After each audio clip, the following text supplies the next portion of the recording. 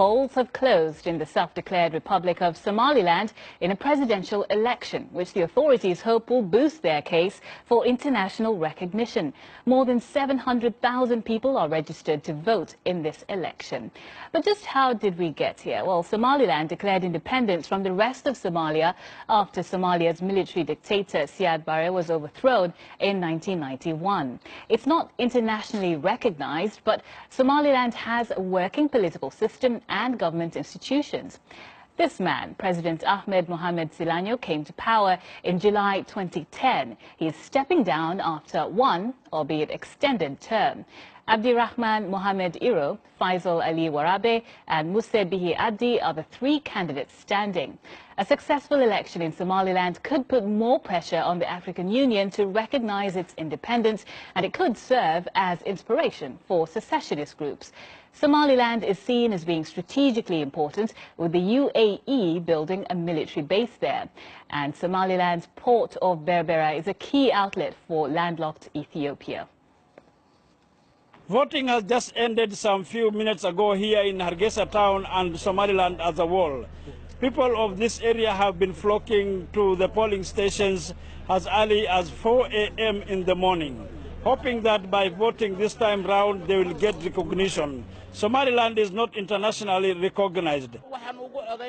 Whatever happens, we are letting whoever wins to take the lead. We are that little republic that Allah bestowed peace on and recognized. The international community doesn't recognize us to be an independent country, and all we want from them is to recognize us. We woke up today to vote for the president that the Almighty Allah has chosen for us. I came here to separate between the three candidates, to ensure our safety and security and to preserve our country, to make sure that the appointed candidate takes over and personally escort out the other two. And one of the main problems that they are voting for is to get employment for the youth who have been traveling to Europe and America, and hundreds of them have died in the Mediterranean Sea. For the first time, Somaliland is using biometric system of voting. The Electoral Commission says that they have decided to use this system in order to avoid double registration and people who are not registered to vote as a voter. That was the BBC's Bashkash Jagsadai reporting from Hargeisa. With me now to move along with this conversation is Bidan Dahir from the BBC's Somali service. Let's get a bit of context here. Why is international recognition so important for Somaliland? I think it's so important because they cannot make any reliable thing to like the trade or even the travel. People don't have passports that are recognized, so how can you travel in the world? Right. People use now a Djibouti passport or British passport, or because Somaliland got a lot of diaspora. So also they need, like if you are youth in Somaliland, you cannot go abroad in a legal way.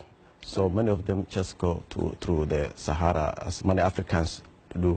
So I think Somaliland needs international recognition because of the economy, because of the trade, and because of the, I think also psychological thing. People think they are in limbo. Yes. When you live in a country that does not officially exist, then you feel like you are in a kind of psychologically limbo. And this is an interesting situation, isn't it? Because even though they're not internationally recognized, they've got so much support for this election. More than 20 countries have sent observers, countries in Europe, the United States. Many of those countries have also contributed to the $20 million they're using to finance this election. So how exactly does that work? Because it does seem as if they are recognized on some level. I think international community recognized the potential of Somaliland. On the beach of the Horn of Africa, Somaliland is located a very strategic place near Djibouti. As you know, Djibouti Republic hosting all these military bases from China to the US, and they share border with Somaliland. And also Ethiopia, it depends on some of their import and export to Berbera port. So international community needs Somaliland to be stable. And you see what's going on in Somalia, where the Al-Shabaab and federal government and AMISOM are fighting. So I think it's a small investment when you compare how much money the international community invested in AMISOM. It's just like $20 million for this election. It's not a lot, and it achieved a lot. You see how the campaign was peaceful and very colorful, and also the voting concluded peacefully. And indeed, it is being hailed as an example for democracy. But tell us about the Somalia government in Mogadishu. What's their view on this? Somali government is always, they talk about Somali unity, and as you know, Somaliland claims that they were British colony before, and they withdrawn from the union with Somalia, Italian Somalia. So, but Somali government in Mogadishu, they claim Somaliland is part of Somalia. So I think there's big difference between the two governments. All right. Well, thank you very much, Bidan Dahir from the BBC's Somali service.